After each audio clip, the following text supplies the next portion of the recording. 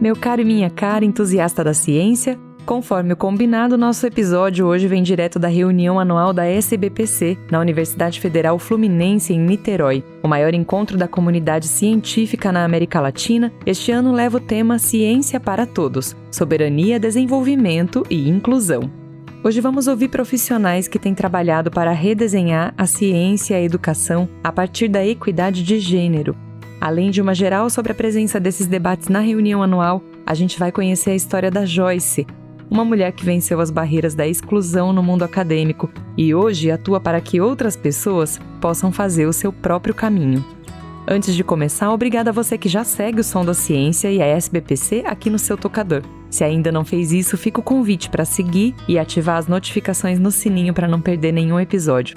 Eu sou Raquel Cagliari, bora para mais um som. Ei, som. Som. Alô. O som da ciência. Um podcast da SBPC para ouvidos abertos.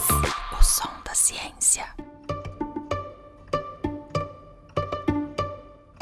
A Comissão de Gênero, Diversidade e Equidade da SBPC organizou uma programação intensa para a reunião anual esse ano. Ela deixou claro que o debate atual sobre equidade de gênero tem muitas camadas sobrepostas. As chamadas interseccionalidades chamam a atenção para as condições específicas enfrentadas por mulheres negras, indígenas, com deficiência e com diferentes orientações sexuais e identidades de gênero, por exemplo. Uma das palestrantes foi a professora e pró-reitora da Universidade Federal Rural do Rio de Janeiro, a Joyce Alves, e a trajetória dela retrata esses desafios. Sou paulista, nascida em Osasco, São Paulo. Venho de uma família periférica, nordestina, e pobre, uma família humilde. Então, eu sabia, desde que eu me entendo como gente, como pessoa, que a educação seria uma tábua de salvação para mim, uma oportunidade de galgar melhores condições de vida. Sabia e correu atrás. E, na época, eu não tinha uma outra alternativa senão a USP, a Universidade de São Paulo, porque era e ainda é uma universidade muito concorrida, mas meus pais não tinham condições de pagar uma faculdade particular na época para mim. Eu entrei no curso de letras em 98 e no mesmo mês que eu fiz a matrícula eu já comecei a dar aula. Então, eu dou aula, eu sou professora desde o primeiro ano de faculdade. Eu comecei a dar aula aos 19 anos. E aí não parei. Eu sempre fui uma estudante trabalhadora, na graduação, no mestrado e no doutorado. Então, mesmo no doutorado, eu trabalhava em 2 empregos, eu tinha 2 cargos na Prefeitura de São Paulo, concursada, eu era professora da educação básica e coordenadora de uma creche. Com uma boa milha acumulada em sala de aula, quando foi para o doutorado, ela decidiu migrar das letras para a educação. E aí eu prestei o processo seletivo para o doutorado na área da educação para estudar gênero e educação. Numa época em que pouca gente estudava gênero, diversidade sexual, sexualidades. Isso foi em 2007, por aí. Na época, eu ainda não havia assumido minha transexualidade, Eu fui assumir minha transexualidade já muito tempo depois, mas eu sabia que havia uma lacuna em relação aos estudos de gênero, uma realidade muito diferente da qual nós temos hoje. Hoje nós temos muito mais pesquisas e pesquisadores que se debruçam sobre esse tema na universidade. Hoje, todo o estudo e experiência de vida da Joyce servem para que ela ajude outras pessoas a trilhar o ensino superior.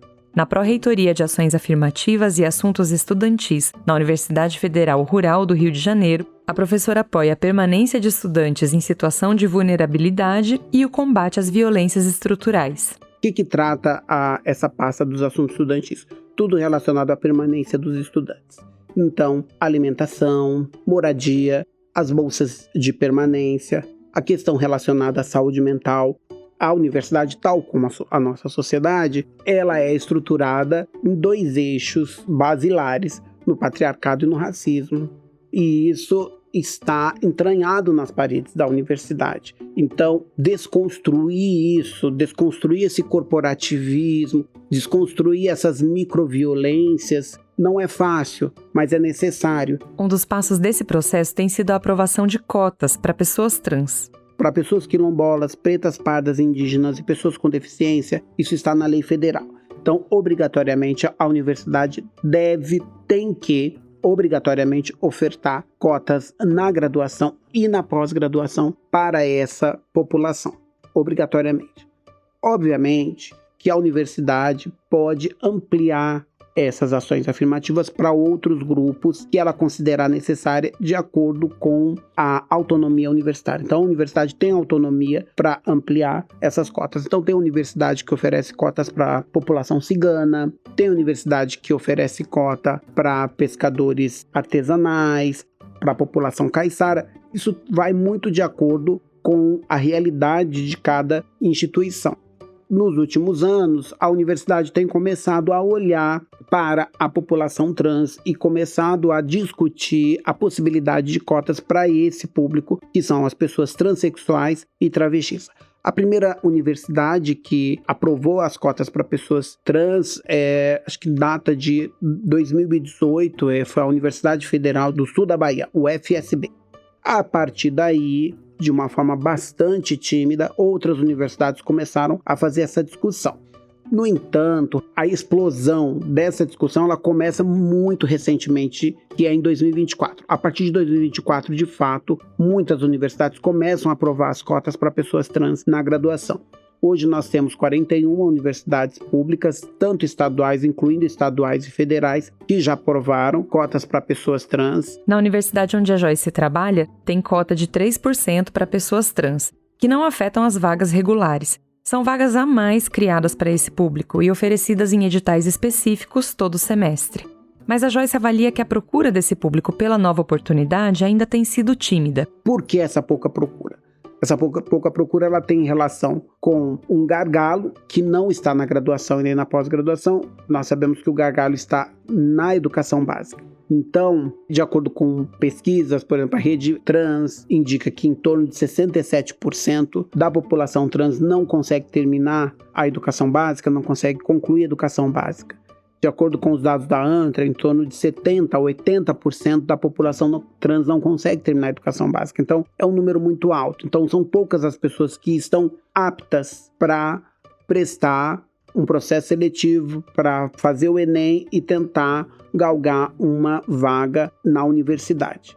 Por outro lado, ainda nós temos uma questão que é da própria representação da universidade em relação às travestis transexuais. Mesmo as que conseguiram terminar o ensino médio a duras penas, elas não se veem na universidade porque elas acham que a universidade não é um lugar para elas. Então isso também precisa mudar, a gente precisa dar a entender para essas pessoas trans que a universidade pode ser sim um lugar para elas. Nós tivemos um caso recente agora de uma estudante que ficou 14 anos fora dos estudos, fora da educação formal, e ela foi apresentada em relação às cotas trans na rural, soube do edital, e ela viu lá e ela falou assim, olha, eu acho que talvez a universidade possa ser para mim, então um edital para mim. Se inscreveu e ela prestou o edital, foi aprovada, ela faz hoje o curso de licenciatura em educação especial, está feliz da vida e fazendo acontecer, porque isso é importante.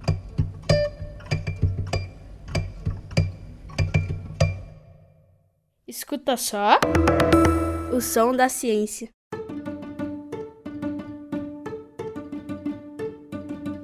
A perspectiva dada pela Joyce sobre as barreiras institucionais ganha mais uma dimensão quando a gente olha para mulheres com deficiência.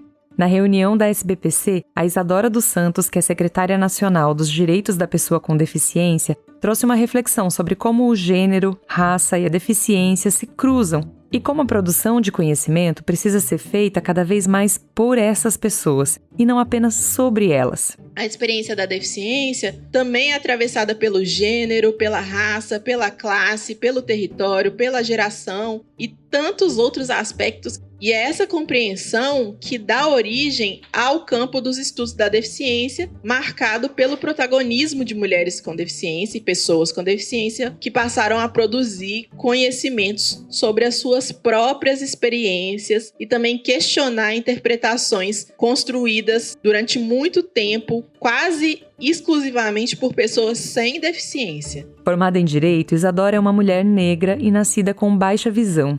Ela destaca que a acessibilidade plena é o único caminho para garantir que essas vozes permaneçam e produzam ciência de forma legítima. acessibilidade física, comunicacional, digital, tecnológica, metodológica e outras tantas, né, como bem diz nossa Lei Brasileira de Inclusão, precisa fazer parte de todo o processo, desde a formação acadêmica até a divulgação dos resultados. Sem acessibilidade não existe participação plena. E sem participação plena, a gente vai continuar produzindo conhecimentos incompletos sobre uma sociedade que é profundamente diversa. A coordenadora da comissão SBPC Gênero, a Letícia de Oliveira, trabalha com neurociência e começou a militar por causa da desigualdade que percebia no seu próprio campo de estudo. Ao longo do tempo, ela foi percebendo essas outras camadas da exclusão. Hoje eu defendo o feminismo totalmente interseccional. Não dá para falar de feminismo hoje no Brasil sem falar de raça, ou pelo menos, né? E as outras intersecções.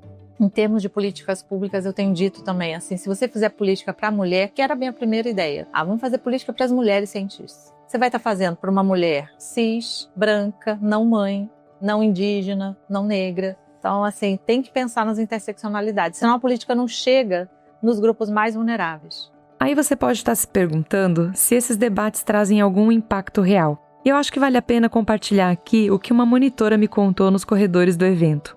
A Maria Eduarda Gil é graduanda de enfermagem na Federal Fluminense e já atua em hospital. Eu perguntei se ela achava que a experiência na reunião anual da SBPC podia fazer alguma diferença no futuro profissional dela. E ela mandou essa aqui. Eu não diria nem no futuro, eu diria atualmente no presente. Olhar para essas pessoas e ver que verdadeiramente o discurso que passam pra gente de que, olha, a gente tá tentando lutar para que a gente possa tornar essas minorias mais visíveis, é algo que deixa o coração quentinho. Porque você olha e fala, olha, agora eu tenho propriedade para olhar para uma pessoa que chega para mim, que conversa comigo, que traz suas dores, dentro de um consultório, olhar para ela e falar assim, existe um caminho melhor. Lógico, tem essa questão do futuro, mas no presente, até como forma de animar essas pessoas que estão na linha de frente combatendo. Então, com certeza tem um impacto absurdo.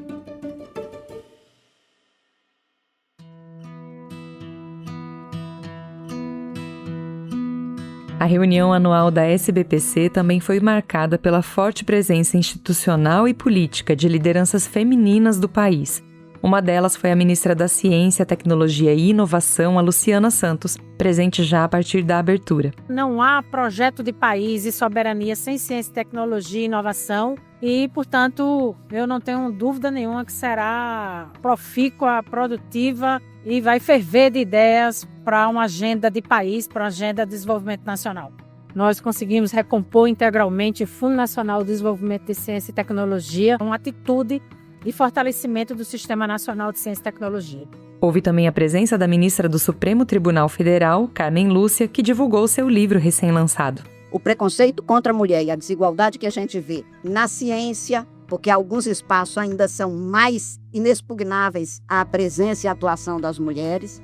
Temos o direito de ser iguais na nossa dignidade, na nossa capacidade para exercer nossos talentos e dons. Temos até o dever de fazer isso, para que a gente tenha uma chance de se fazer feliz e para que a gente possa estar no mundo com o outro, com a outra, em condições iguais de dignidade. E o recado da equidade veio também da ministra das Mulheres, Márcia Lopes. Sem igualdade de gênero, raça e etnia, não há desenvolvimento. O Brasil já demonstra o enorme potencial das mulheres. Elas representam 57% das pessoas tituladas na pós-graduação, mas ainda são minoria nos espaços de maior prestígio e decisão da ciência. São apenas 23% do corpo docente das engenharias e 24% nas ciências exatas e da terra. Esses números revelam que o desafio não é de capacidade, mas é de oportunidade e de uma visão e concepção.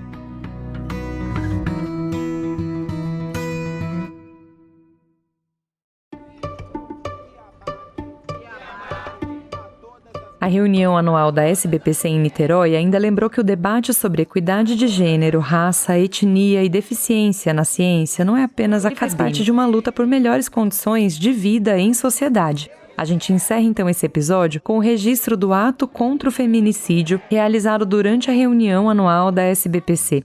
Aqui a gente ouve a presidente da instituição, Francilene Garcia. E no papel que representamos aqui numa reunião que celebra a ciência, que celebra a transformação que a ciência permite na vida das pessoas e na sociedade, está incluído um grito importante.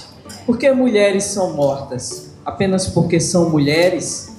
Porque mulheres não têm alternativas nem oportunidades de aspirarem serem o que querem ser?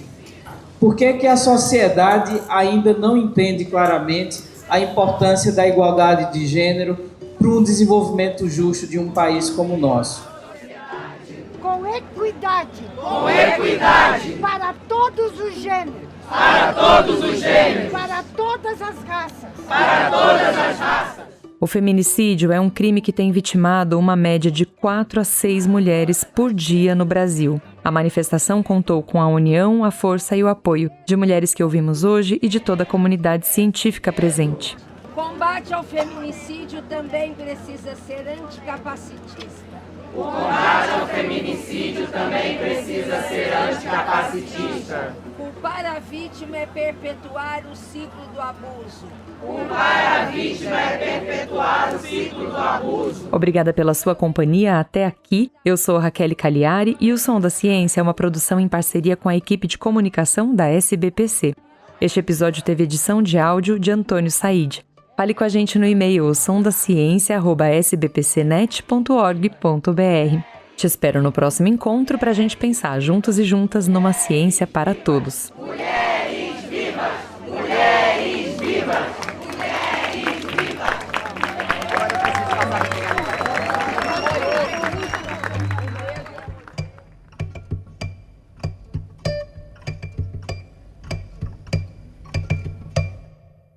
Você ouviu O Som da Ciência. Um podcast da SBPC para ouvidos abertos.